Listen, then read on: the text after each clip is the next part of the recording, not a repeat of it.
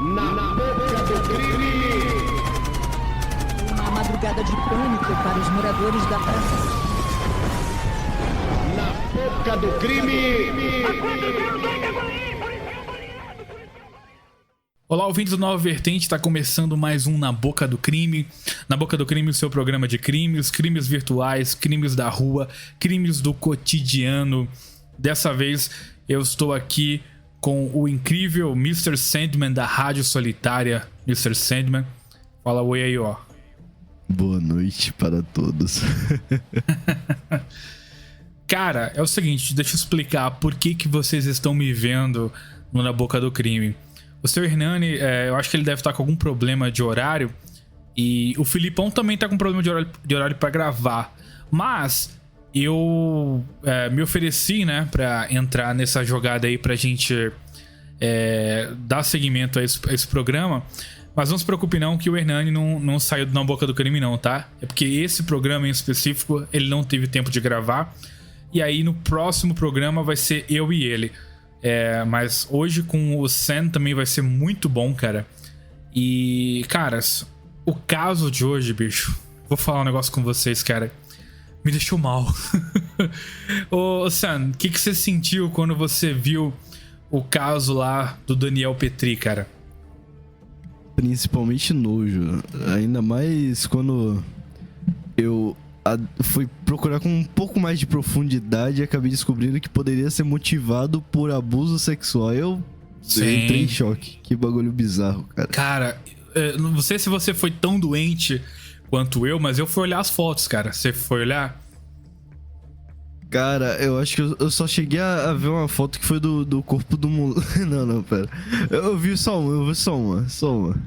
Eu vi todas as fotos. Não resisti. Cara, pesado, irmão. Pesado. Eu não sou um cara que curte gore, mas quando eu fui ver, cara, me deu um mal-estar, cara. Eu fui ver porque eu sou curioso, sou doente curioso. Eu tava lendo sobre o assunto, aí eu vi que as fotos do caso circularam na internet, só que no artigo que eu tava lendo não tinha as fotos, né? Aí eu pensei, putz, o artigo tá incompleto, então pra eu poder ter estudado o suficiente do assunto, eu tenho que ir atrás das fotos, né, cara? Puta merda, irmão. Cara, como eu queria desver o que eu vi, cara. Nossa, é pesadíssimo, cara. Pesadíssimo. Vamos então começar contando a história. Ô, Sam, a gente não combinou muito como é que íamos dividir a história, né, a narração. Mas eu vou fazer da seguinte forma, eu vou contando o que eu pesquisei e você, por favor, me interrompa sempre que você quiser fazer um adendo, sempre que você quiser trazer uma informação extra, pode ser assim? Tranquilo, então, vamos lá. Então, vamos lá. Então é o seguinte, esse caso aconteceu em Santa Catarina no ano de 2007. O assassino, né, o psicopata que fez toda essa história é o Daniel Petri. E ele assassinou o Gabriel Kahn. O Gabriel, ele era 4 anos mais novo que o Daniel. O Daniel tinha 16. Então, a nossa vítima, Gabriel Kahn, tinha 12 aninhos de idade apenas, cara. Muito, muito bizarro. Então, o que acontece? Esse Daniel, ele tinha diversos problemas com violência. Ele tinha ataques violentos. Sabe aqueles adolescentes que do nada começa a gritar e fica esperneando, fica fazendo um monte de showzinho aí? Ele era um desses adolescentes problemáticos. E só que os pais do Gabriel não tinham motivos pra não deixar a amizade dos dois, porque eles eram melhores amigos. Inclusive o Daniel, por esse comportamento violento, ele não tinha muitos amigos. O Gabriel era um dos pouquíssimos amigos que ele tinha. O que acontece? Os pais não ligavam que os dois andassem juntos, porque apesar do Daniel ser um cara violento, ele se dava muito bem com o Gabriel. Os dois se davam muito bem, os dois brincavam juntos, não tinha treta, eram um e carne. Então, até então, não se tinha motivos pra desconfiar do Daniel. Mas aí, cara, o que acontece? Os dois, eles eram bastante viciados num joguinho online muito cringe chamado Tibia. Já jogou Tibia, Sam? Joguei e me arrependo muito. Cara, eu lembro da época do Tibia que o pessoal jogava aquilo. Já na época que nego jogava CS em Lan House. E aí eu ficava olhando os caras jogando aquele jogo torto em 2D. E eu pensava, caralho, como é que os caras conseguem jogar isso, cara? Nunca entendi a pira dos caras naquele jogo, cara. E é coisa de masoquista, pô. Os caras têm que ficar horas e horas jogando aquela porra pra serem recompensados. Não faz sentido nenhum. Cara, pois é. Mas tipo assim, a gente também pode associar isso a outros jogos como LoL, né? Que o cara tem que ficar jogando várias vezes pra poder farmar itens. Eu acho que assim, eu não sei, cara. Jogo online, eu sou muito fraco. Eu sou o tipo do cara que joga single player mesmo, sozinho em casa. Sem amigos, né, cara? Eu sou aquele cara que joga sozinho. Então, não manjo muito de jogo online, mas os dois eram muito fãs desse jogo Tibia. Os dois jogavam pra caramba. Você tem alguma coisa a acrescentar, ou Senna, algum comentário? Não. O que eu tenho a acrescentar é mais pra frente. Vai lá. Show. Então, beleza. Então, os dois, como eu havia dito, jogavam bastante Tibia. Só que o que acontece? Pra o Gabriel avançar no jogo do Tibia, ele precisava de alguns créditos. Créditos é a moeda do jogo Tibia. E aparentemente, eu não sei falar se esses créditos eram comprados com grana mesmo de verdade, ou se eles eram conseguidos durante a partida. Você saberia me dizer, não, né, Sam? Cara, eu acho que crédito em específico era com grana mesmo. Grana mesmo, né? Sim, era tipo esses... essas skins, né, que os caras compram, essas paradas assim, né? Mas enfim. Sim.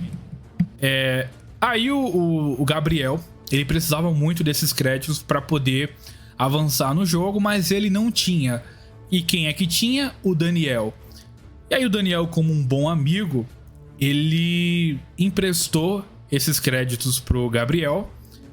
Mas é claro que o Gabriel uma hora teria que devolver esses créditos pra ele. Ou seja, o Daniel foi tipo como se fosse...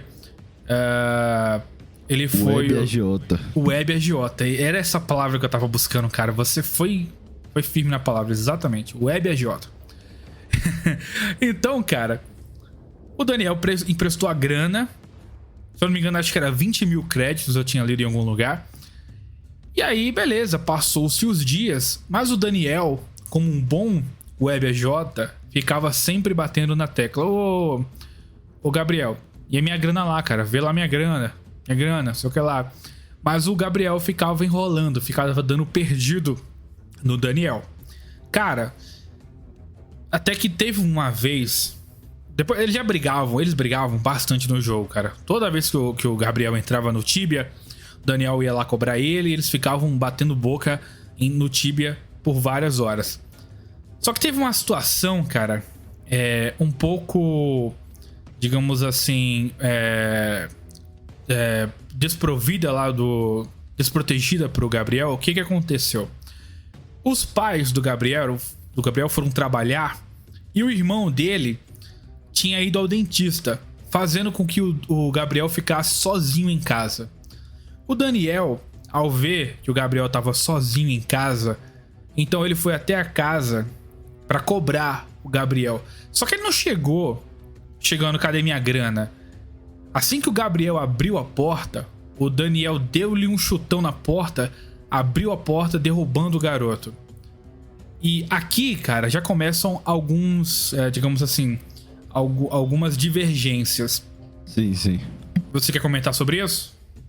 Uma das principais divergências que surgem aí é, na verdade, que ele chegou normalmente na casa, os dois ficaram jogando juntos, até que em algum momento o Daniel Petri começou a abusar sexualmente do garoto de 12 anos e, como desculpa para cobertar esse possível abuso, ele usou essa intriga dos créditos. Essa é uma das teses.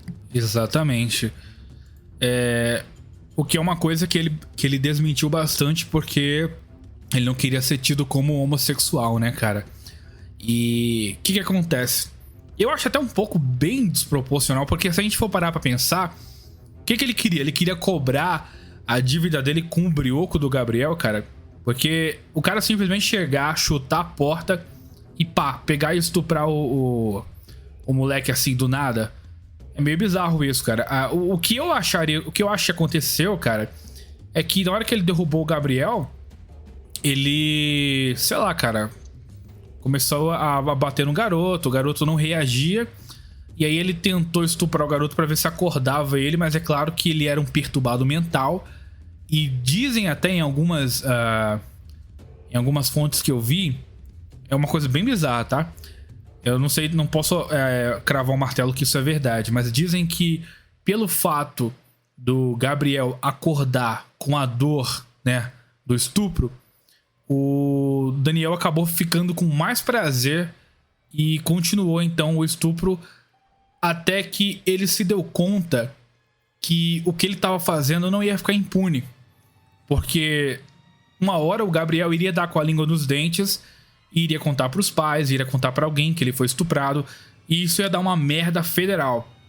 O que o Daniel fez? Procurou uma coisa e na casa encontrou um arame, pegou esse arame, deu a volta no pescoço do Gabriel e então o estrangulou. Ele apertou com todas as forças até que o garoto desmaiasse. Algum comentário, Sam?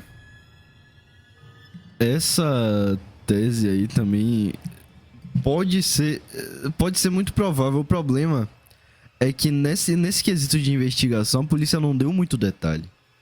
A maioria do que eles divulgaram foi apenas suposição. Sim. Ou suposição ou óbvio, que era o corpo do garoto esquartejado ali. A polícia parece até meio que queria esconder o caso, tipo assim, de tudo, né? Tipo, fazer com que o caso nunca tivesse acontecido, né, cara? É uma parada bem bizarra. Sim, e tem muita pouca informação do caso. Muita Sim. pouca mesmo. Então, o que acontece? O Daniel, então, estrangulou o Gabriel. O que aconteceu? Não se fala exatamente isso nas fontes, mas o que eu acredito que... Eu tô fazendo aqui uma interpretação do que eu li. Porque a única coisa que se diz é que o Daniel estrangulou o Gabriel e pegou ele e amarrar ele numa corda, ia levar ele pro sótão e iria suspender ele com uma corda. Não se fala isso em nenhuma das fontes que eu falei. O que eu acredito que aconteceu? Que o Daniel queria fazer com que o Gabriel tivesse se enforcado. Ele queria fingir que foi um enforcamento. Ele queria encobrir os seus rastros. Só que o Gabriel era muito pesado e vocês lembram que o Daniel ainda era um adolescente. O Daniel tinha 16 anos e o Gabriel tinha 12. Ele não tinha força o suficiente para erguer o Gabriel. O que ele fez? Ele pegou então na garagem um arco de serra, uma serra e uma faca. Então ele começou a serrar o tronco do Gabriel. Ele começou a encerrar então a cintura para baixo. E numa tentativa de diminuir o peso para poder erguer o corpo novamente no sótão. Cara, o que aconteceu? Quando ele começou a cortar o corpo do Gabriel, o Gabriel ainda estava vivo. O Gabriel só havia desmaiado por causa do estrangulamento, mas ele estava inconsciente. Uma coisa muito pior. Ele cortou, não foi com a serra, foi com a faca. Ele usou a serra na hora que chegou no osso. Isso, boa, Sam. Verdade, você falou bem. Ou seja, muito pior, cara. O cara foi cortando aos poucos com uma faca, irmão. Muito, muito louco isso, cara. Quando chegou no fêmur, foi que ele realmente pegou a serra porque não tinha mais como. Só que aí o Gabriel tava vivo ainda nesse momento. E ele acordou com a dor intensa de estar sendo cortado ao meio. E aí, cara, quando ele acordou, ele novamente desmaiou porque ele perdeu muito sangue e entrou em choque pela dor. E aí realmente foi o fim do Gabriel, porque ele morreu de hemorragia. Novamente, o Daniel pegou o corpo e tentou colocá-lo numa corda, só que o peso ainda era grande demais para ele, então ele pegou o corpo e jogou na entrada da casa. E aí ele correu e foi pro quarto dele. Algum comentário até aqui? Eu só queria comentar que... Lembra quando você citou que a polícia tentou acobertar o caso? Não foi divulgado nenhum nome de familiar. Verdade. Nenhum dos dois. E a casa tinha sótão. Eu posso estar sendo presunçoso, mas eu acho que pelo menos uma das famílias tinha muita condição. Era Sim. muito rica. Porque não é qualquer casa que tem sótão, né? É verdade, cara. No Brasil, ainda mais. Lembre-se que isso é um caso brasileiro. Foi em Santa Catarina, cara. É uma coisa bem louco, cara. Estranho demais, estranho demais. É, cara, doideira. Então o Daniel correu pro quarto dele pra fingir que nada aconteceu.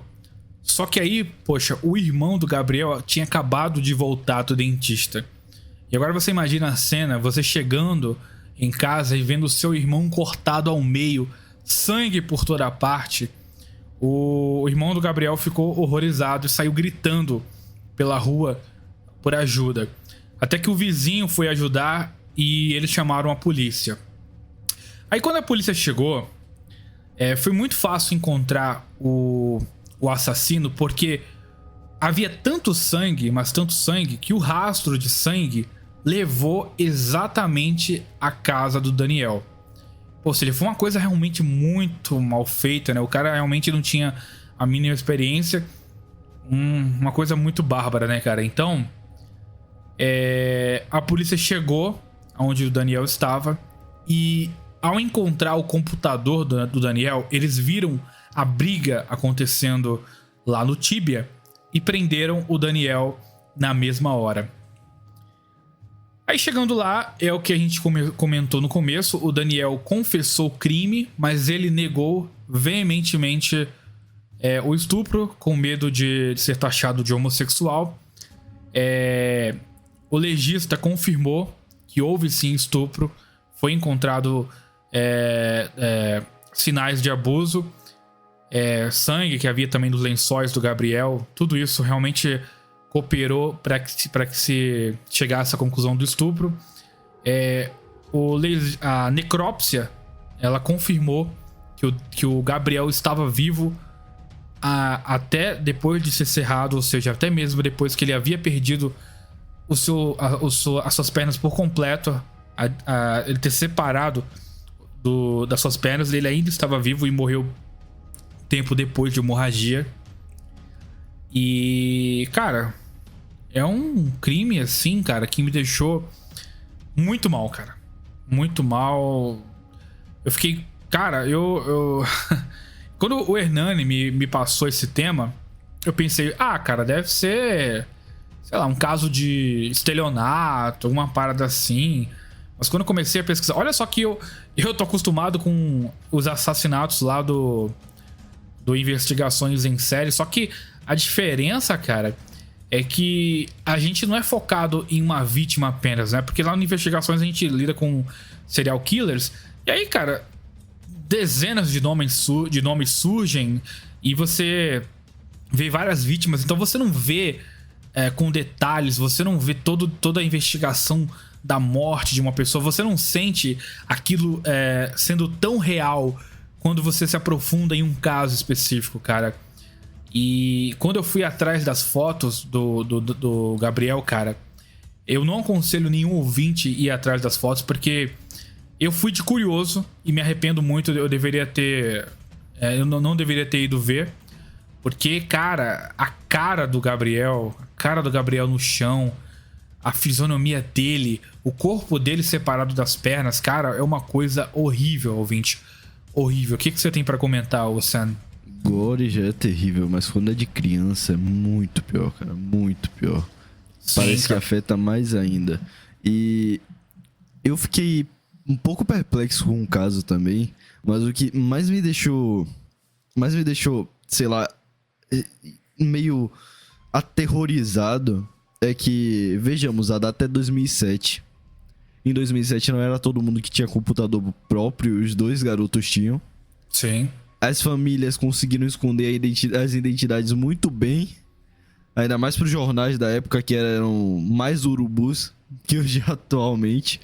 Os caras com certeza iriam divulgar o nome da família, ou o nome de algum parente, a cara de algum parente, alguma coisa assim. E a facilidade com que eles se esconderam, eu tô achando todo esse caso muito estranho, muito estranho. E eu apoio firmemente a tese de que esse caso dos créditos é só uma máscara que o Daniel usou pra não alegar que ele matou o garoto depois de abusar o cara. É porque, na verdade, a família que era rica era do Daniel, né? Pelo menos assim, não sei se era rica, né? Mas é o Daniel que emprestou a grana pro Gabriel. Então, provavelmente, os pais do Daniel tinham condição. Talvez eles tenham feito alguma coisa, pagado algum policial pra não divulgar na mídia os nomes dos pais, os nomes deles, entendeu? E é uma coisa estranha, Sam, que é um caso que se o Hernani não tivesse me oferecido, eu nunca iria saber, cara. Eu não vi um clamor da mídia, saca? Uma coisa assim que parou o Brasil, como tantos outros crimes que a gente vê por aí, cara.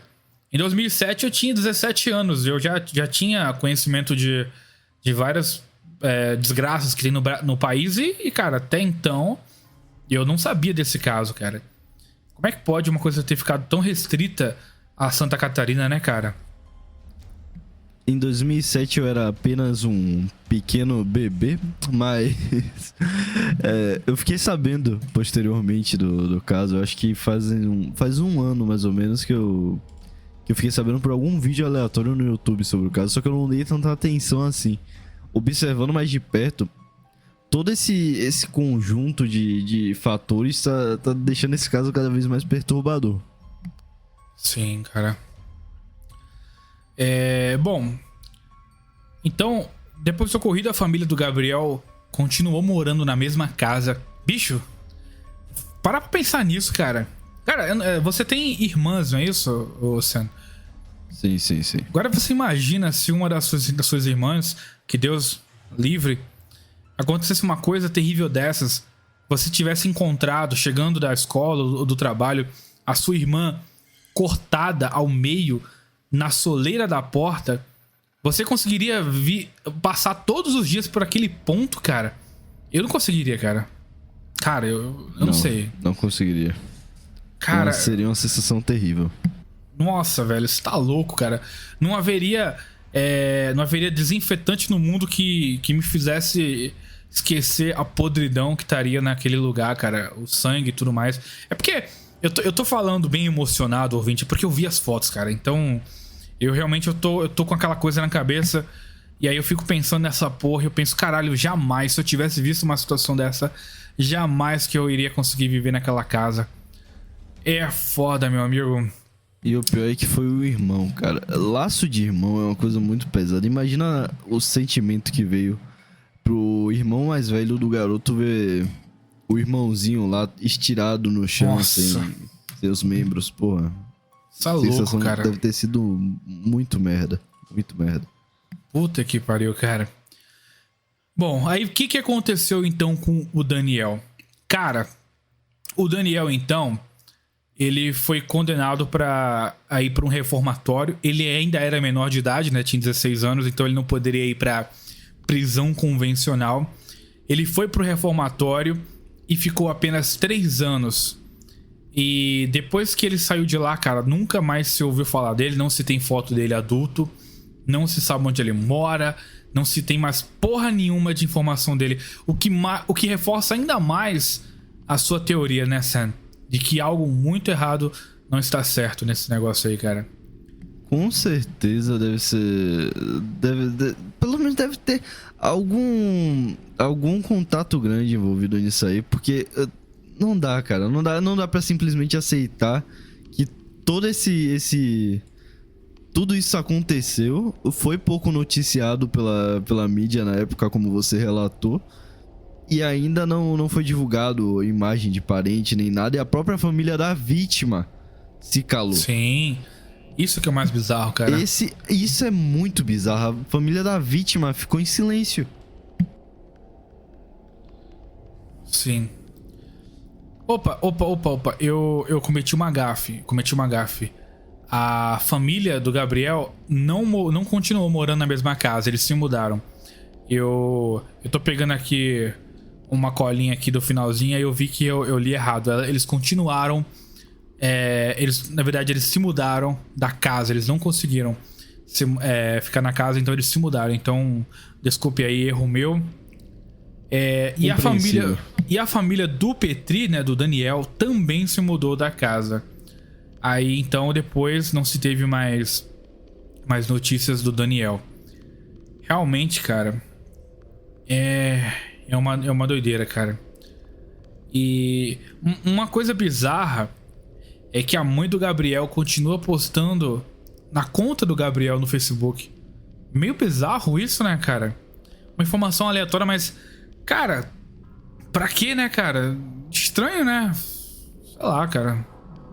Ou é uma forma de reavivar o filho, sei lá. Ela continuou postando? Ela continua... Isso aí eu não achei em lugar nenhum, não. Pois Sério? pois é. Tipo, ela continua... Sempre que tem algum aniversário do Gabriel, ela posta coisas do Gabriel na conta do Gabriel no Facebook, cara. Doideira, né, cara? Pô, cada um tem sua forma de lidar com a morte de um ente querido. Sim. Imagina um filho, cara. Então não julgo a mulher. Mas aí também, como é de praxe, quem não ficou impune também é o jogo Tibia. Porque é uma coisa muito comum associar os jogos a esse tipo de violência, né, cara? A gente já viu diversos casos como o moleque que assassinou uma pessoa e aí encontraram um jogo do Assassin's Creed, aí falou que o maluco tava querendo bancar o assassino, ou seja, começaram a culpar o Tibia pelo que aconteceu com o Gabriel, pelo que o Daniel fez. Mas como eu já havia relatado, o Daniel, desde pequeno, foi um garoto problemático, sempre teve vários problemas de comportamento. Então o jogo, que é uma forma de se expressar também, nada mais é do que uma arma que foi dada na mão de um psicopata. Mas não é o jogo que de fato matou o Gabriel. É o Daniel. Ele é o psicopata. O jogo não teve culpa nenhuma. Da mesma forma que o porte de armas deve ser dado por uma pessoa que é sã da cabeça. Você não vai entregar uma arma na mão de um maluco. Por isso que não se pode levar a sério esse tipo de teoria, de que o jogo realmente aqui é o culpado de tudo. Mas os jogadores de Tibia fizeram várias mobilizações referente. Eles se sentiram, digamos assim, perseguidos por causa do caso, porque houve uma grande comoção, né, para até o banimento do Tibia aqui no Brasil. Então foi uma coisa bem bizarra aí com a comunidade de Tibia. Algum comentário, Sam? Cara, é aquilo. Só esse caso já prova que quem quer matar, mata. Não precisa de arminha, não precisa de motivação. Se a pessoa quiser matar, ela vai matar. Não foi joguinho que fez o cara matar. Ele matou porque quis. Porque é doentinho da cabeça. Sim, cara. E o pior é que esse cara não pagou. O que mais me deixa puto é isso. Nossa, velho, você realmente tocou num ponto importante. O filho da puta fez o que fez e hoje ele tá aí impune, cara. Sabe-se lá quantos Gabriel que ele já não matou e a gente nem tem noção disso, a gente nem sabe, né, cara? Puta que pariu, cara. É foda, irmão. É foda. Bom, o caso foi curtinho mesmo, ouvinte. A gente tentou pegar o máximo de informações possíveis. Eu espero que vocês tenham entendido bem o caso, que tenha sido um bom programa. Mas fala aí, Sam, a sua opinião geral sobre o caso. Fala tudo que você tem pra falar, pra gente já prosseguir com o encerramento. Vou acrescentar que teve gente dedicada a encontrar o Daniel Petri. Acharam uma foto dele, só uma atualizada. Se eu conseguir encontrar, eu mando depois. Boa. E a minha visão geral do caso é uma atrocidade, obviamente. mas uma atrocidade auxiliada pela família do assassino. Claramente os caras são cúmplices só de estarem acobertando o assassino. Exatamente, cara. Cara, eu me surpreendi com o caso. Eu acho que eu não esperava que fosse um caso de assassinato. Quando o Hernani me passou esse caso, eu simplesmente pensei que fosse um caso de estelionato, de golpe. Eu até tava planejando fazer uma piadoca com o Arthur Petri, por causa do nome Daniel Petri, mas não tem clima pra fazer piada com essa porra. Eu também pensei nisso, Pensou nisso também? Me segurei. Pois é, cara, não deu. Mas me deixou muito triste a situação, cara. E uma coisa que me deixa um pouco indignado é como uma coisa tão boba, cara, pode ser motivo pra assassinato, cara. A porra de uma conta do jogo, cara. De um crédito no jogo, que deve, sei lá, cara, deve ser uns 100 conto aquela porra. Caraca, aí o ouvinte vai falar assim, mas por R$1 hoje em dia tá se matando. Foda-se, irmão, foda-se, é um motivo merda, cara. Ninguém... Cara, é um motivo muito merda, mesmo que fosse R$1 milhão pra chegar no cara e estuprar o cara, cortar o cara ao meio. Porra, velho, isso é louco, cara. Eu vou divulgar minha última teoria aqui, e essa teoria vai longe.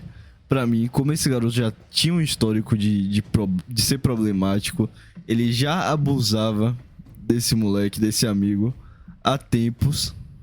Só que não de forma tão abrupta. E o que ocasionou na morte do Gabriel Khan, na verdade, foi esse último abuso mais perverso. Pra mim, o dinheiro foi só uma maquiagem pra cima de tudo isso aí.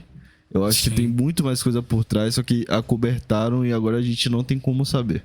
Você acha então que o Daniel, nessas brincadeirinhas que eles faziam entre amigos, botava a mão dentro do short dele, ficava provocando o moleque, aí só que ele só consumou o ato nesse dia fatídico, não é verdade? Com certeza, porque pra o cara chegar nesse nível... Não. Pra um cara chegar nesse nível não é de 0 a 100. Pode até ser, tem chance. Mas eu acho que tem alguma coisa mais prolongada nisso aí. Então podemos dizer que foi um crime passional? Talvez. Acho que seria uma teoria interessante. Entendi. Bom, realmente faz sentido. Bom, e é isso. Eu só quero agradecer demais a sua disponibilidade, Sam. A sua ajuda, cara. Muito obrigado. Você me salvou nessa. O Hernani me botou pra gravar essa semana e eu precisava de alguém aí pra me acompanhar, porque eu sozinho não tem quem aguenta, cara. Então, obrigado aí pelos seus comentários, irmão. Muito, muito obrigado pela sua participação. Tamo junto. Fala tudo que você quiser aí pra gente se despedir. A gente tá aqui sempre, né? Pra o que precisar. Inclusive pra emprestar 20 mil créditos no Tibia. Você achou que eu não ia fazer piada com o tema? Achou errado. E... galera, se vocês gostarem aí, apreciem o nosso trabalho também no Nova Vertente. Tanto eu quanto o Caverna temos programas, vocês já devem saber, lá no NVP Cultural. E é isso aí. Bom, pra encerrar, eu quero dar o recado que na semana que vem vai ser eu e o Hernani. Eu ainda não sei qual é o tema, o Hernani vai me passar provavelmente semana que vem. E aí, o que acontece? Pra eu poder estar apresentando hoje o programa pra vocês, não sei se isso é bom ou se isso é ruim, eu gravei um piloto e mandei pro Hernani, porque o Hernani tava precisando de um tapa-buraco sem ser gay pro Felipe, que o Felipe tava com problema aí de horário, acho que é faculdade. E aí eu me disponibilizei pra ajudar, não pra substituir o Felipe, jamais, só pra enquanto ele não pode voltar, pra gente dar seguimento com Na Boca do Crime. E aí o que aconteceu? Eu gravei um episódio piloto que é um top 17 cidades mais violentas do BR, do nosso querido Bostil. E esse programa que eu gravei sozinho vai estar anexado a esse programa daqui. E ele vai tocar logo que esse aqui acabar. Eu só quero dizer pra vocês que foi um piloto um pouco feito nas pressas, então perdoai aí se tem alguma gafe. Mas enfim, eu acho o patrão apoiou, o patrão deu o sinal verde, então vou deixar então esse piloto aí pra vocês verem, porque é um assunto interessante, é um assunto que eu acho que vai agradar a vocês, esse top 17 aí. É bem bacana, cara. Inclusive, um spoiler é que a minha cidade, da onde eu vim, tá no primeiro lugar, cara. Então, eu sou um sobrevivente da cidade mais perigosa do BR, cara. E não é Rio de Janeiro. Enfim, é isso, meus caros ouvintes. Fiquem com Deus e até o próximo da Boca do Crime. Dessa vez, com certeza, com o Hernani, porque o Hernani realmente é o coração do Na Boca do Crime. Sem o Hernani não tem esse programa, tá bom? Um abraço, fiquem com Deus e fui! Despede aí, ô. Ah, sim. Adeus, e realmente, seu Hernani não tem como de boca no creme fica bom. Valeu! Olá, homens das cavernas e ouvintes do Nova Vertente Produções. Está começando mais um Na Boca do Crime, seu programa de crimes, crimes virtuais, crimes da rua, crimes do cotidiano. E o tema que eu trouxe hoje para vocês é um top 17, na verdade, de cidades mais violentas do Brasil, do nosso querido Bostil aí. Acontece, amigos, que eu sou de uma cidade lá do Nordeste que é considerada hoje, né, de acordo com as pesquisas, a cidade mais violenta do Brasil. Ah, você tá pensando que é Rio de Janeiro? Não é Rio de Janeiro não, cara. Nós vamos aqui fazer um top 17 de cidades mais violentas do BR. E um spoiler da última cidade é que a minha cidade, de onde eu venho, é a número 1 atualmente no Brasil em casos de homicídio. É uma coisa bastante triste de você avaliar.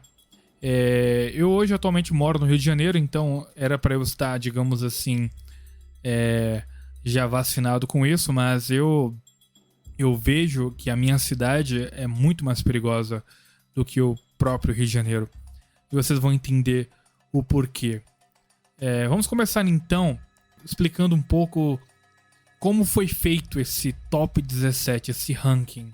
Em 2020 foi feita uma pesquisa nas cidades mais violentas do Brasil. Isso, claro, antes da pandemia, né? Eles fizeram esse, digamos assim, esse ranking. E por incrível que pareça, o Rio de Janeiro, capital, não está nesse ranking. Você pode pensar, mas isso aí tá incerto, isso aí tá incorreto, na verdade. Mas não, a verdade é que o Rio de Janeiro atualmente não está tão perigoso quanto os outros estados que temos por aí. Ele continua perigoso, mas apenas em pontos isolados. Mas vamos então dar sequência ao nosso top 17 cidades mais violentas do Brasil, e começando com Vitória, no Espírito Santo. É uma cidade que tem uma população de 1.960.213 habitantes e uma média de 707 homicídios por ano. A cada 100 mil habitantes, 36 pessoas então estão morrendo. Mesmo considerada a quinta melhor cidade para se viver no Brasil pela Organização das Nações Unidas, no caso ONU, a Vitória não escapa à violência presente no país. A cidade conta com a Guarda Municipal de Vitória composta por 200 oficiais no ano de 2015 que atuam na patrulha da cidade. Há planos de que o efetivo aumente para 500 agentes comunitários de segurança. Quem não lembra do caso que aconteceu em Vitória há uns anos atrás, eu não lembro exatamente qual foi o ano, acho que foi o que, 2018, cara? Eu devia estar pesquisando para esse programa, essa história, né? Mas pode deixar que eu vou anexar aí, Caverna do Futuro, anexa aí na edição uma reportagem sobre as mortes lá em Vitória, no Espírito Santo. coloca aí aquele caso em que a PM fez greve lá em Vitória. E por a PM fazer uma greve, aconteceu então que a cidade ficou um caos. As pessoas estavam se matando na rua, ninguém podia sair de casa porque sem a polícia, né, sem a polícia militar para botar ordem, tudo virou um caos. Pessoas invadiam casas, quem estava na rua era assassinado. Era um verdadeiro expurgo, né? Era um verdadeiro caos. Então, era realmente uma situação bastante complicada. Demorou um tempão pra se resolver, né, cara? Foi um bagulho bem zoado, sim. Olha isso! Meu Deus do céu! Meu Deus do céu! Meu Deus! Carro parando, moto parando, levando mercadoria.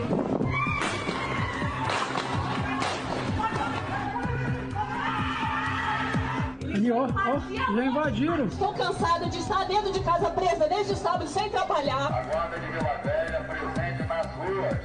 Ônibus pegando fogo na saída do Manguinho. Olha os camaradas roubando aqui na frente da minha casa aqui. Olha lá, briga, vão matar o cara, vão matar ele. Vocês vão autorizar, se vocês vão colaborar, se eu posso sair com policiamento. Não. Aqui não vai passar.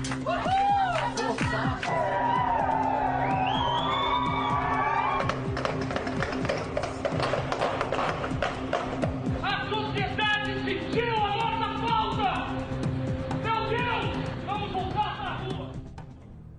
Olá, boa noite. Boa noite. As cenas que vocês acabaram de ver foram resultado da grave crise de segurança que o Brasil acompanhou esta semana.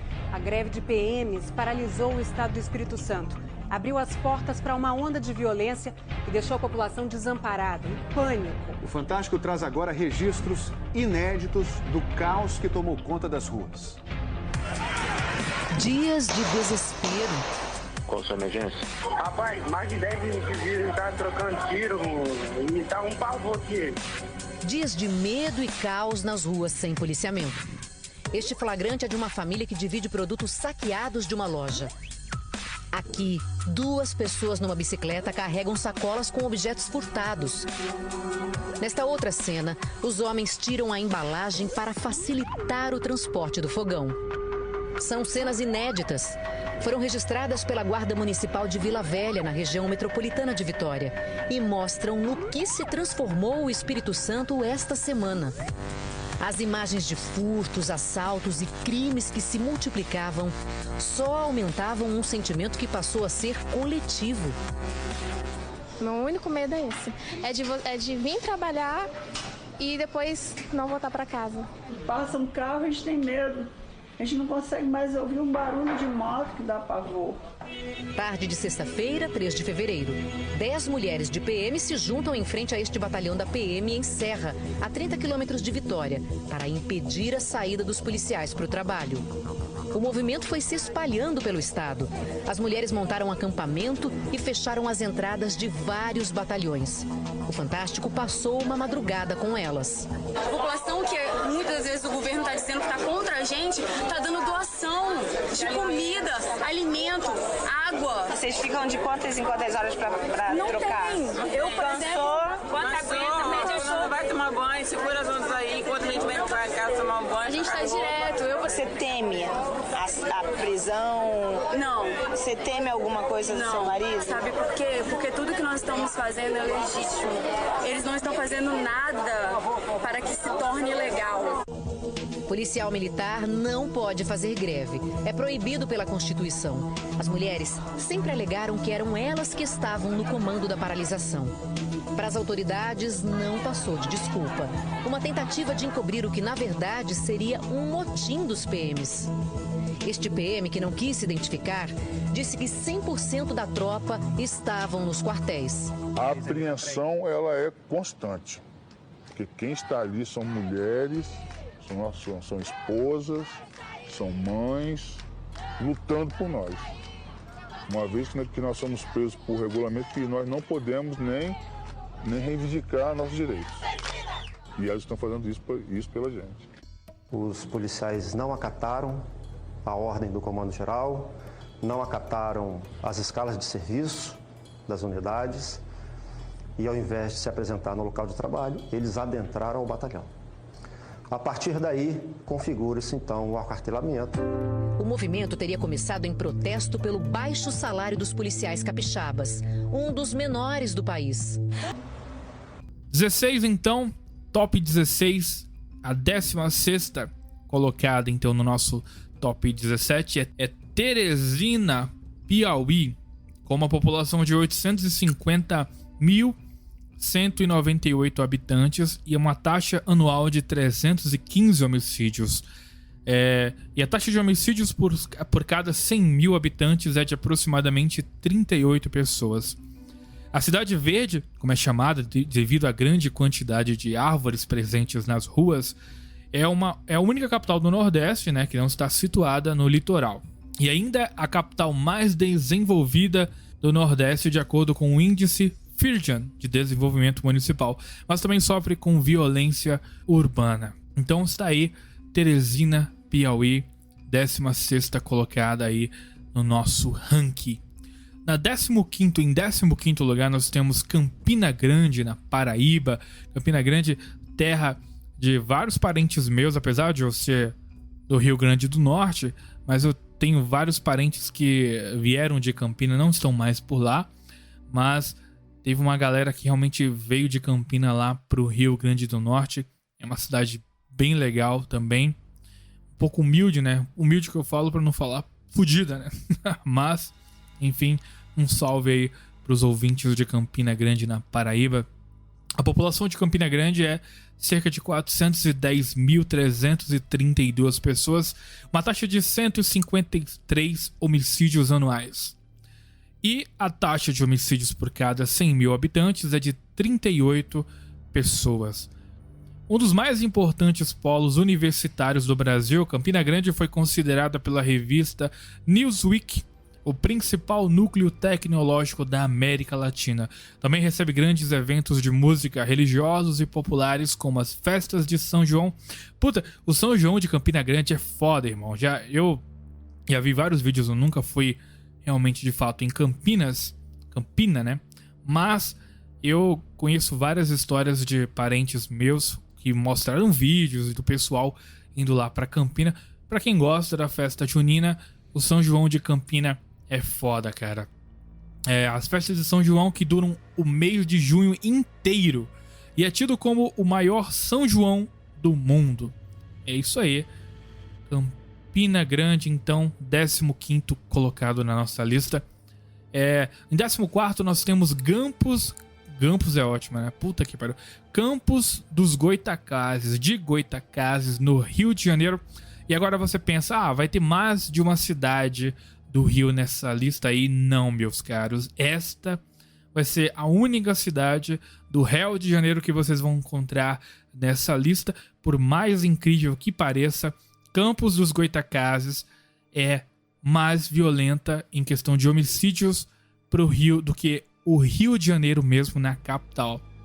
Claro que vão ter ouvintes aí que vão questionar isso. É isso aí, por mais incrível que possa parecer, esta é a única cidade do Rio de Janeiro a entrar pro ranking.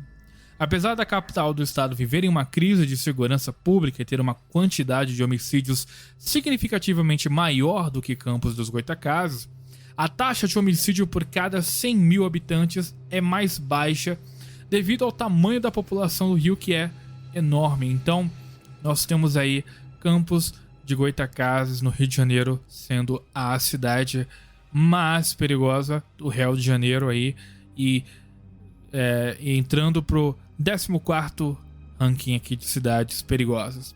13ª cidade, temos Macapá, no Amapá. População de 474.706 homicídios.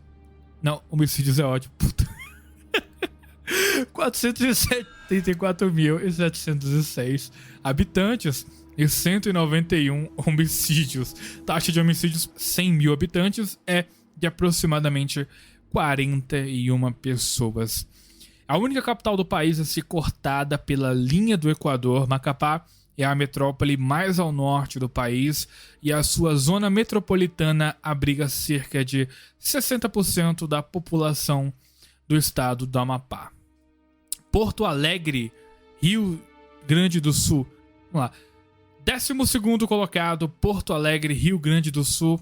Mas do ranking aqui das cidades mais violentas do BR, nós temos a população aqui de Porto Alegre de 4.268.083 pessoas. É gente pra caralho numa cidade só, né, cara? Só em uma cidade que é Porto Alegre. A taxa de homicídios anual é de 1.748 pessoas, cara. Muita gente morrendo por ano. Taxa de homicídios por cada 100 mil habitantes é de 41 pessoas também. A capital do Rio Grande do Sul viu nos últimos anos o seu índice de violência aumentar bastante. Uma pesquisa realizada pelo Instituto Cidade Segura concluiu que 82,5% da população da cidade a considera insegura. Além disso, 77% dos entrevistados evita sair à noite por medo de assalto. Caralho, irmão. E você pensa que essas coisas acontecem só lá no Rio de Janeiro, mas não. Até os gaúchos aí estão com medo de sair de casa. Pra você aí que fica endeusando o Sul, que fala que o Sul é a Europa brasileira, né? Fala que é o lugar mais seguro. Aparentemente, então, o Rio Grande do Sul não é uma boa pedida pra você, porque o índice de mortes aí tá bem feio mesmo. Então, sugiro que você passe longe, então, de Porto Alegre, a menos que você queira viajar, né? Leve pouca grana, né? Deixe sua carteira no hotel, paga tudo via Pix. Bom, então vamos então dar sequência.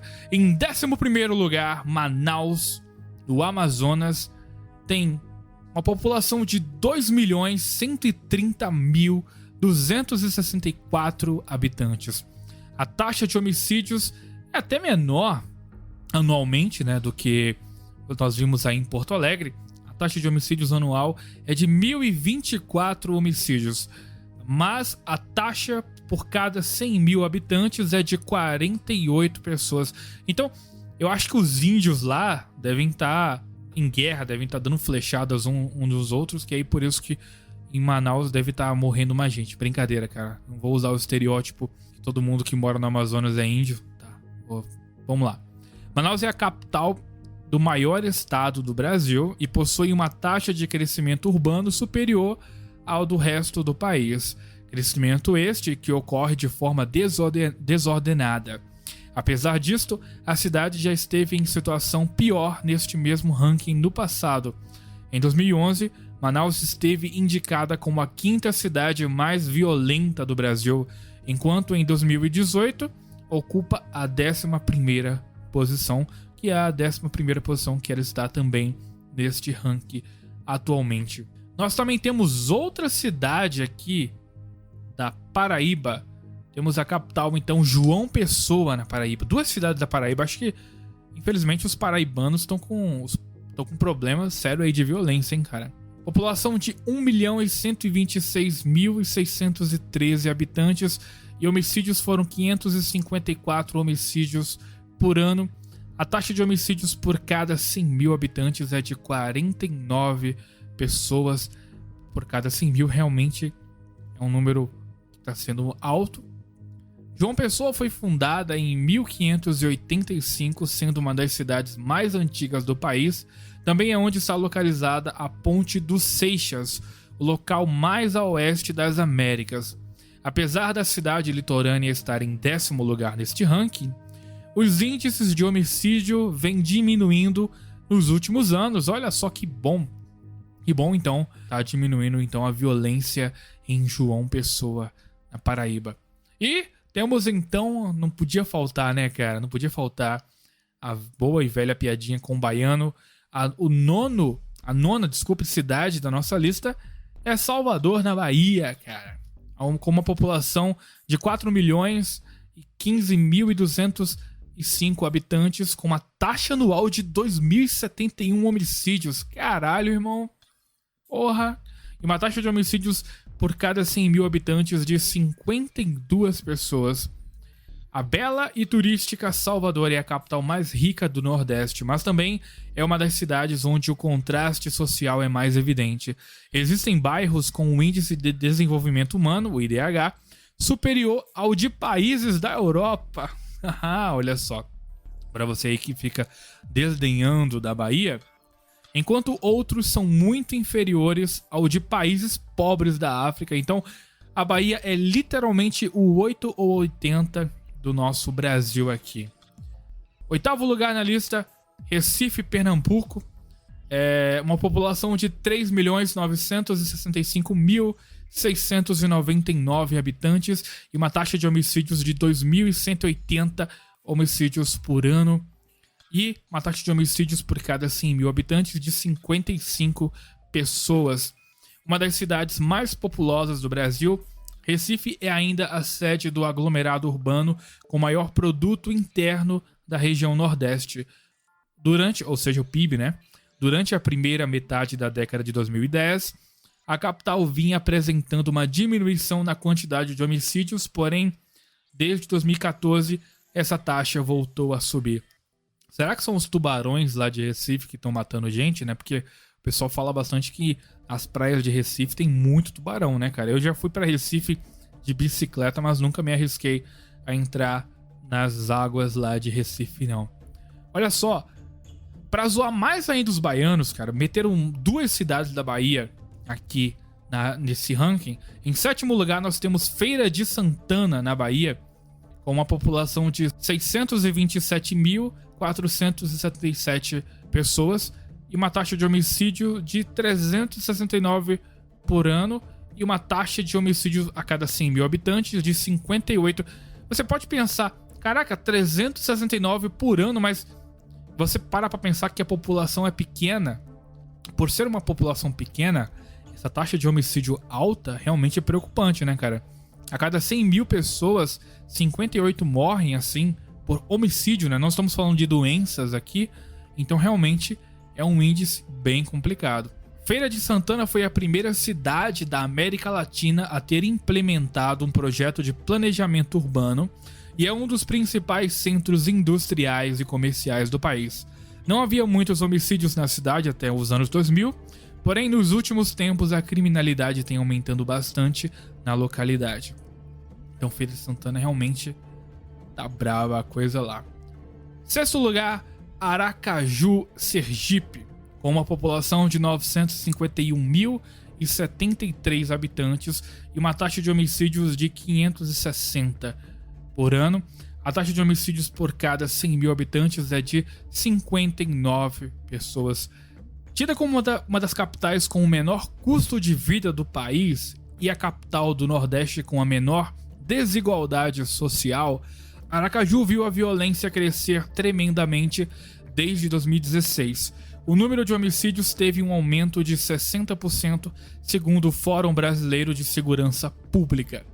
Então, olha só, esses dados são bem interessantes, né, cara? A cidade com menor custo de vida e com menor desigualdade social. Então, parece que se não fosse essas taxas de homicídio gritantes, Aracaju seria uma ótima cidade para você recomeçar aí a sua vida aí em outro estado do BR. 5º lugar, Maceió, Alagoas. População de 1.029.387 pessoas, uma taxa de 658 homicídios por ano. E a taxa de homicídios por cada 100 mil habitantes é de 64 pessoas, que a torna bem mais perigosa, porque é uma cidade que, com menos pessoas, ainda se tem muitos casos de homicídio. A capital alagoana possui uma taxa de urbanização de 99,75% e a região metropolitana da cidade abarca outros 10 municípios. Assim como outras capitais nordestinas, Maceió recebe grandes eventos e é um polo turístico. Porém, também é apontada pelo índice de homicídios na adolescência como a capital com a maior média de assassinatos de adolescentes do país. Caralho, realmente é perigoso, né, cara? Então, se você é um adolescente aí, TikToker, por que a gente não manda todos os TikTokers pra Maceió, né, cara? Ia dar uma limpada aí numa galera sojada. Brincadeira, não vamos incentivar a morte aos adolescentes, tá bom? Brincadeira só. 4º lugar, então, Vitória da Conquista, Bahia. E pode pedir música no Fantástico. 3 cidades da Bahia nesse ranking aqui. Puta que pariu, hein, cara? 4º lugar, Vitória da Conquista, Bahia. Com uma população de 348.718 e uma taxa de homicídios de 245 por ano. E a taxa de homicídios por cada 100 mil habitantes é de 71 pessoas. Realmente é uma taxa bem alta, né, cara? Então, desde a década de 1990, Vitória da Conquista deu um salto no desenvolvimento da cidade, tendo avançado bastante nas áreas da indústria, comércio e turismo. Infelizmente, este crescimento também ocorreu na violência e o número de homicídios na cidade tem aumentado ano após ano. Então, Vitória da Conquista, Bahia, realmente é complicado, né, cara? Então, vamos pro top 3, cara. As 3 últimas cidades mais filhas da mãe pra se morar aí nesse Brasilzão de Deus. 3º lugar, nós temos Belém, Pará, né, cara? Belém, Pará. Eu só lembro do Belém, Pará quando eu escuto Catalendas, né, cara? Um programa que tinha na TV Cultura, que era... acho que era feito pelo pessoal lá do Pará, que era bem legal, tinha uns contos. Bom, isso não tem nada a ver com o tema, né? Uma população de 2.441.761 habitantes e uma taxa de homicídios anual de 1.743 pessoas. E a taxa de homicídios por cada 100 mil habitantes é de 72 pessoas. A segunda maior cidade do norte do Brasil, conhecida como a cidade das Mangueiras, é também a mais violenta da região.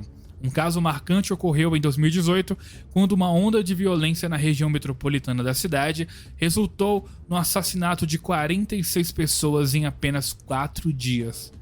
Quase 50 pessoas foram executadas na região metropolitana de Belém nos últimos 6 dias. A polícia garante que está investigando os crimes, mas por enquanto, para a população o que fica é o aumento da sensação de insegurança e impunidade. Curuçambá, bairro de periferia em Ananindeua, região metropolitana de Belém. Aqui, 7 pessoas foram executadas esta semana. A primeira vítima no bairro foi Maria de Fátima Cardoso dos Santos, cabo da Polícia Militar, assassinada no domingo dentro de casa. No mesmo dia, criminosos mataram outras 10 pessoas em bairros diferentes. A segunda-feira seguiu violenta. Foram 15 execuções, 3 no bairro do Tapanã. No feriado, Dia do Trabalhador, mais 10 pessoas foram assassinadas em 6 bairros, a maioria em Icoaraci. Quarta-feira, foram 11 os mortos em 6 bairros. 4 eram adolescentes. Os parentes contam que os criminosos chegaram atirando. Uma das vítimas foi baleada dentro de casa. Eu era uma pessoa de bem. E eu só quero entender o porquê, o motivo de tanta violência, de tanta crueldade. E a gente quer justiça, sim. No início desta semana, a Secretaria de Segurança Pública anunciou o reforço de 800 PMs para patrulhar as ruas da região metropolitana. Nós vamos receber agora um aporte de efetivo significativo, com a formação de cerca de 2.000 policiais militares. Estamos reconvocando 400 militares da reserva remunerada da polícia, a fim de fazer frente, de potencializar essas ações que vêm sendo desenvolvidas. A gente trabalha em cima de mancha criminal, que é o registro de ocorrência, mas a nossa dificuldade ainda é essa questão de conseguir ocupar. Com esse aporte de efetivo, a gente vai melhorar essa prestação de serviço e atender de forma mais efetiva e eficaz áreas simultaneamente. Mas os líderes estão presos. O crime organizado, grande parte da sua liderança está na cadeia, nos presídios, que até se tornaram escritório do crime organizado. Então, talvez essa visão esteja equivocada. As nossas instituições têm funcionado, têm trabalhado, mas não tem sido suficiente. A gente tem claro isso, né? Em 6 dias, 48 pessoas foram executadas na região metropolitana de Belém. 3 vítimas eram policiais militares. O caso mais recente foi registrado esta tarde. O sargento Carlos de Lima Mourão, de 46 anos, estava de folga e foi assassinado no bairro do Paar. Ele é o 22º policial militar morto no Pará este ano. A polícia abriu inquéritos, tem dificuldade para ouvir testemunhas, não dá detalhes sobre as investigações e diz que alguns assassinatos podem ter sido ordenados por criminosos que estão na cadeia. Nenhuma possibilidade está sendo descartada. Nós somos muito mais fortes, nós temos um aparato maior para o enfrentamento à violência. O que se pode e se deve discutir, na realidade, é o fato dessa onda de violência. E aí eu lhe digo que o nosso enfrentamento diário, através de análise criminal, através de operações especializadas, específicas para o enfrentamento a certas modalidades criminosas, é cotidiano, é diário. Eu tenho certeza, você, que num tempo muito mais curto que o senso comum pode imaginar, daremos uma resposta para a sociedade. Em segundo lugar, então, nós temos Fortaleza, Ceará.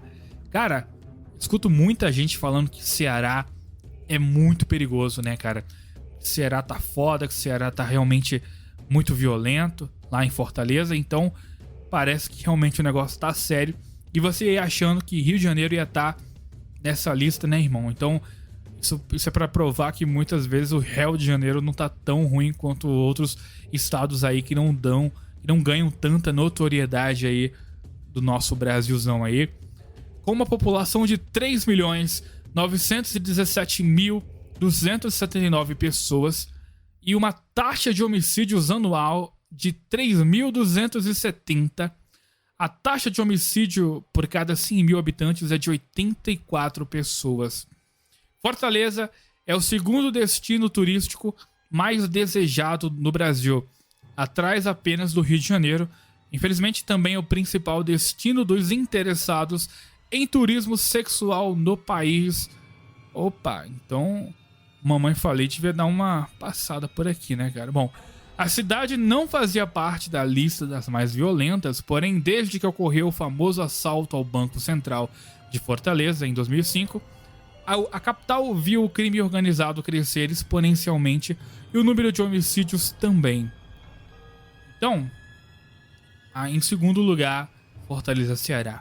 O segundo maior assalto a banco da história do Brasil completa hoje, sexta-feira, 15 anos. O roubo ao Banco Central de Fortaleza foi parar até na tela do cinema. Em 2005, uma quadrilha construiu um túnel até o cofre e conseguiu levar 165 milhões de reais. Um dos criminosos segue foragido até hoje.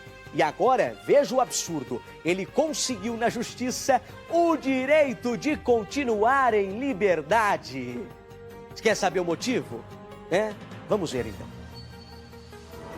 O nome ficou conhecido por quase 15 anos. Juvenal Laurindo, cearense de Boa Viagem e hoje com 52 anos.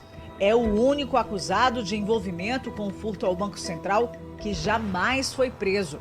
O crime, que teve repercussão mundial e que rendeu quase 165 milhões de reais à quadrilha, hoje completa 15 anos. Juvenal chegou a fazer parte da primeira lista de criminosos mais procurados do Brasil, divulgada em janeiro pelo Ministério da Justiça.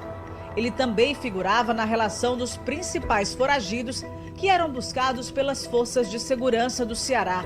Mas nos dois sites, a foto dele já foi retirada. É que uma reviravolta judicial mudou essa história recentemente. A Justiça expediu um contramandado de prisão em favor de Juvenal Laurindo. O documento serve para cancelar o mandado de prisão que havia contra o acusado em virtude da pena imposta pelo furto ao Banco Central. Assim, ele não pode ser preso até que haja outra determinação. A decisão atendeu a um recurso que a defesa apresentou ao Supremo Tribunal Federal.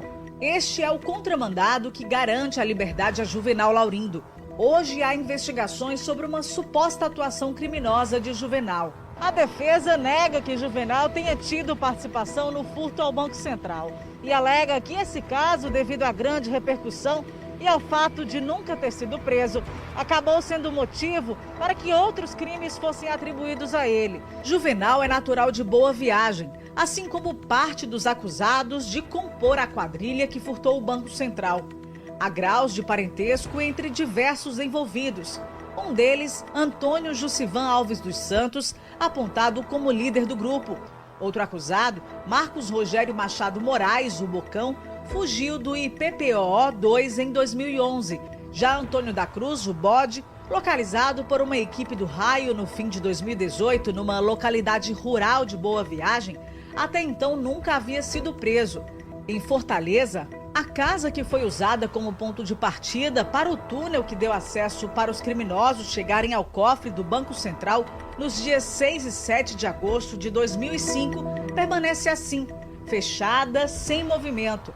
À época, uma fortuna de 165 milhões de reais em notas de 50 reais atravessou um túnel cavado do imóvel até o prédio e fez com que essa rua tranquila atraísse olhares de todo o mundo. E até hoje, o local desperta a curiosidade popular. Quando vem gente de fora, do interior do estado, aí eles perguntam sobre qual é a casa, como foi.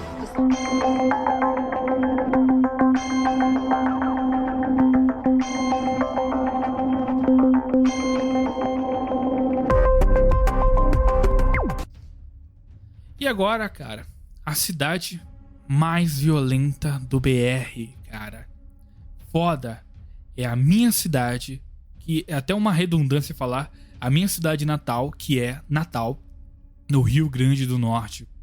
Uma população de 1.343.573 habitantes e uma taxa de homicídios anual de 1.378 por ano e uma taxa de homicídio a cada 100 mil habitantes, 103 pessoas morrem, cara. Olha só que doideira, cara. Eu vou ler aqui a descrição da cidade e eu vou contar mais um pouquinho sobre a história, sobre a minha visão de Natal. Considerando a sua área territorial, Natal é uma das menores capitais do país. No entanto, figura entre as mais populosas e a que apresenta o maior índice de homicídios por cada 100 mil habitantes no Brasil. Esse índice cresceu de forma vertiginosa nos últimos anos, chegando a subir 256,9% entre os anos de 2006 e 2016. As principais causas apontadas são a forte disputa pelo controle do tráfico de drogas local e o insuficiente investimento na segurança pública por parte do Estado. O que acontece lá em Natal? Eu saí em Natal, digamos assim, meio termo nesta, digamos assim, guerra. Teve uma época que Natal tava tão foda que a Guarda Nacional mandou tanques de guerra ficarem vigiando a cidade porque tava foda. Estavam havendo homicídios nessa época. Estavam se havendo, em média, 700 homicídios por semana. Você sabe o que é isso? Uma taxa de homicídios dessa praticamente quase que dizimaria a cidade em pouco tempo, né, cara? Mas isso foi revertido lá pelo exército. O exército passeava com tanques de guerra na cidade, cara. Tanques de guerra andavam pela cidade, era coisa de louco. Os meus amigos me mandavam vídeos no WhatsApp na época. E eu ficava vendo aquilo ali, cara. Natal era uma cidade muito boa, cara. Porque assim, eu na minha infância, cara, cresci lá. E eu não tinha visto tanta violência assim quando aconteceu, digamos, esse estouro, né? Eu lembro que é uma coisa até que eu comento com alguns amigos meus, né? Que a gente lembra dos tempos que a gente era mais adolescente e irresponsável. A gente chegava ao ponto de dormir na praia, né, cara? Sem ser gay. A gente cachaçava lá na praia, né? Nós tínhamos a praia de Ponta Negra, que hoje a praia de Ponta Negra tá digamos assim, tá insegura demais, né? Tá intragável o nível que tá a violência lá. Você não consegue andar por aquela cidade sem ter medo pela sua vida, né, cara? Tinha a praia da Redinha, né? Redinha, que era uma praia lá na zona norte de Natal. Tínhamos a praia de Pipa, né? Que já é uma praia mais pra rico, mas mesmo assim tá ficando violenta também. Na época que eu era adolescente, eu e os meus amigos íamos lá pra Ponta Negra, que era a praia que ficava mais perto da minha casa, que também é uma das praias mais famosas de Natal. E aí, cara, a gente cachaçava lá, tomava um Orloff e a gente via o nascer do sol, cara. Às vezes eu tava em casa, isso na minha adolescência, né? tava com meu tio em casa e a minha tia. Aí a gente falava assim, era 3 horas da manhã. Ah, vamos correr na praia. A gente saía 3 horas da manhã de casa, ia dar uma volta na praia, ia correr. A gente andava o trajeto, chegava na praia, corria. E enquanto a gente tava chegando na praia, a gente viu o nascer do sol, cara. Era uma coisa maravilhosa. Isso não existe mais em Natal. Isso é uma coisa, assim, realmente absurda, né? Se você parar pra pensar do quanto que a violência cresceu, né, cara? Isso é uma coisa que hoje em dia é impossível se fazer, né, cara? É uma pena. Mas o que aconteceu pra cidade ficar desse jeito? Eu não vou falar o nome da pessoa, né, da culpada por isso, na minha opinião, mas entrou uma gestão aí, lá do governo de Natal, que, digamos assim, sucateou tudo, né, cara? Ferrou tudo. Houve muito desvio de verba. Esse governo, né, ele ferrou demais. Esse governo que eu falo, o governo municipal, né? Tipo assim, era a prefeitura, né? A prefeitura fodeu bastante a cidade. O governo governo dessa pessoa, né, que foi prefeito ou prefeita da cidade na época, ferrou demais com a cidade. Nós vimos a Natal num jeito, assim, terrível. Nós vimos como a violência crescia dia após dia, como a pobreza batia na nossa porta, a economia não girava, todos os hospitais, todos eles estavam realmente em um nível deplorável. Essa gestão não cuidou de porra nenhuma, ferrou demais a cidade, roubou para um caralho, cara, roubou demais a conta. Então, assim, a cidade ficou num jeito, cara, que você não reconhecia mais. Você viver Natal no começo dos anos 2000 e depois ver Natal depois dessa gestão, você fica horrorizado, cara. Você vê que não é a mesma cidade, né? É uma pena, é lamentável. E aí, com tanto problema na cidade, a cidade foi se perdendo e foi ficando cada vez mais violenta, porque a pobreza, né, tava terrível.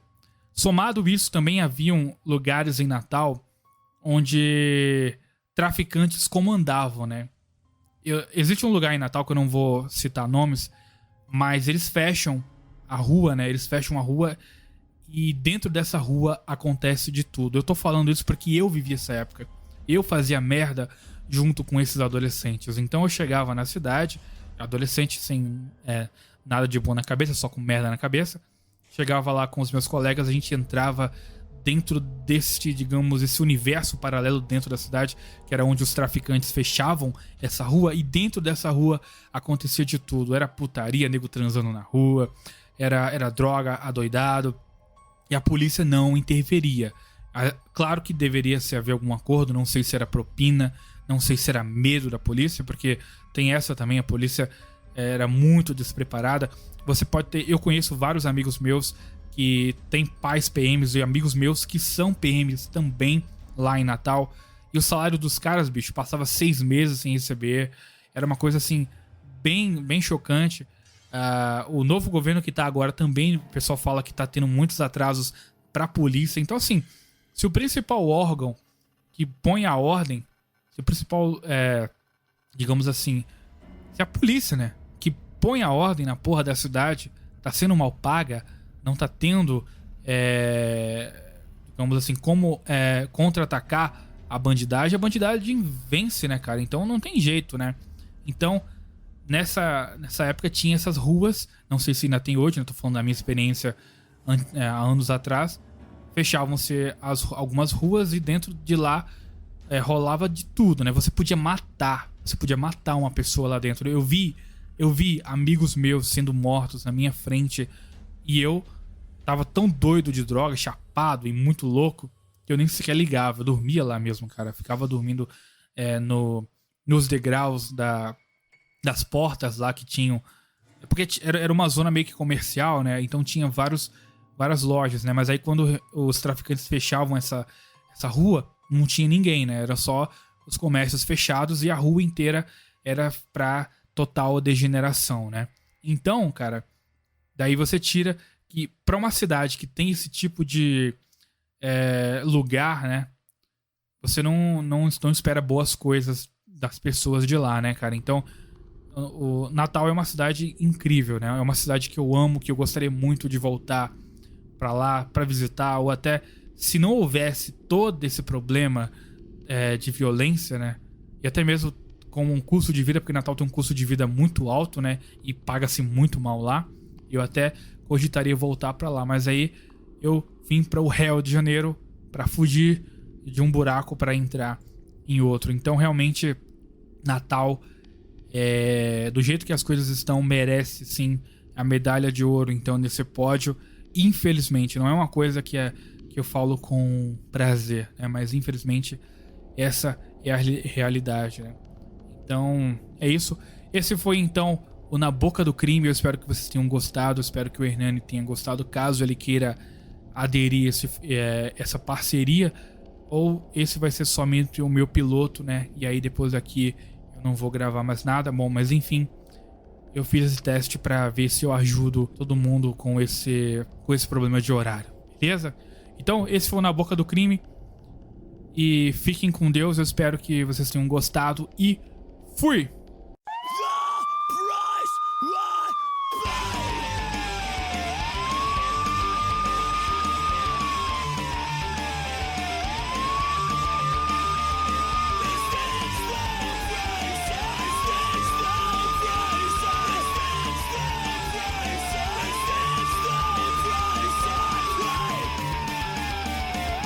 Na Boca do Crime.